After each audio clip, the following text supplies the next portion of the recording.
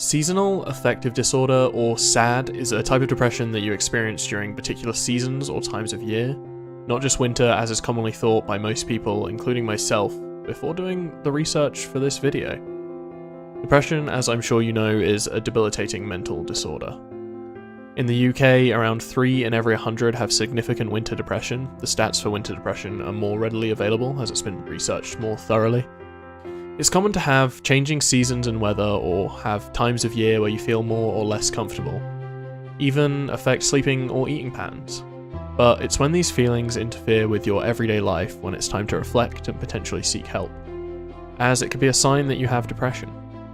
If you notice these feelings happening at the same time each year, you may get diagnosed with seasonal affective disorder or seasonal depression by a qualified professional. Self-diagnosis is tempting in situations like this, but please always seek the help of a qualified individual before slapping labels on yourself. It's fine to think you might have depression or seasonal affective disorder, but if you're at that point, it's time to get a professional opinion. I'm talking about seasonal affective disorder because I myself suffer from it, not nearly to the extent of some others, but enough to affect my day-to-day life during the winter months. Finding the energy to work on projects is hard, getting out of bed becomes a ritual, and the smallest things can have me in tears.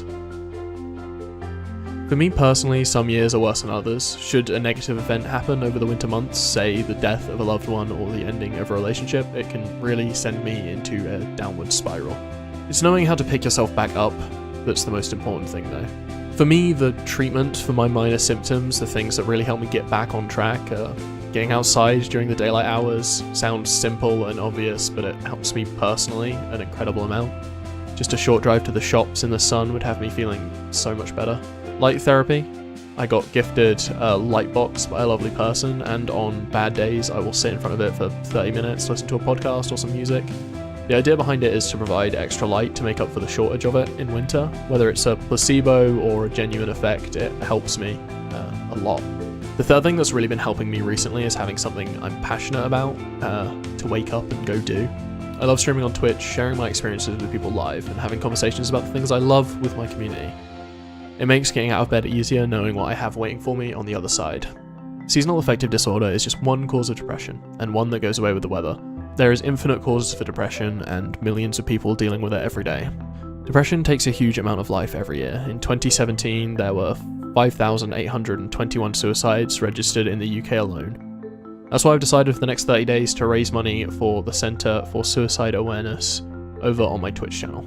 The Centre for Suicide Awareness brings help, hope, and the resources to families and individuals in our communities through programs that reach people wherever they are and when they need it most. For free emotional support anytime from anywhere, simply text HOPELINE to 741741. If you would like more information on the services they provide, please feel free to head over to their website linked below, or ask me directly over Twitch when I'm live. If you want to get involved, you can donate through the top link in the description. I'm hoping to raise $200 in the 30 days that this will run for. If you can't afford to donate but still want to help, feel free to share this video on social medias, Reddit, Facebook, Instagram, Twitter, Twitch. It's all very much appreciated. To quote an email correspondence from Barb at the Centre of Suicide Awareness, "We all know firsthand suicide shows no discrimination. It's a global concern and we all need to do our part in it.